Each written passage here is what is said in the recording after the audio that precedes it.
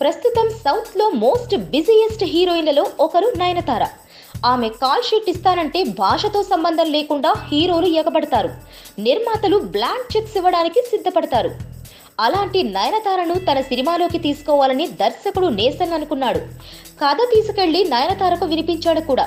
ఇంతకీ ఆ కథలో హీరో ఎవరో తెలుసా? పవన్ కళ్యాణ్. అవును, పవన్ స్టోరీని నయనతారకు వినిపించాడు. డేట్స్ ఇవ్వమని ప్రాధేయపడ్డాడు. పవన్ సరసన నటించడానికి ఎవరైనా ఓకే చెప్తారు. నయనతార కూడా వెంటనే ఓకే చెప్పేసింది. ఇన్నాళ్లుగా ఎవరి సినిమాలో నటించాలని ఎదురు చూస్తుందో ఆ హీరో సినిమా ఆఫర్ రావడంతో నయన్ ఇక ఆలోచించలేదు. వెంటనే కాల్ షీట్లు అడ్జస్ట్ చేసిందని తెలుస్తోంది. అయితే ఇక్కడ పవన్ పై తన అభిమానాన్ని మరో రూపంలో కూడా చూపించుకుందట నయనతార. పవన్ సినిమా చేయాలనే కోరికతో తన రెమ్యూనరేషన్ కూడా తగ్గించుకుందట. సాధారణంగా సినిమాకు 2 కోట్ల రూపాయలు తీసుకుంటుంది నయనతార. లాంగ్వేజ్ ఏదైనా 2 కోట్లు సమర్పించుకోవాల్సిందే. కానీ ఇక్కడ పవన్ సినిమా, అందుకే పవర్ స్టార్ కోసం ఏకంగా తన పారితోషికాన్ని 1,20,00,000కు కుదించుకుంది ఈ భామ. ఈ మేరకు నయనతారను ఒప్పించడంలో నిర్మాత ఏఎం రత్నం 100% సక్సెస్ అయ్యాడు.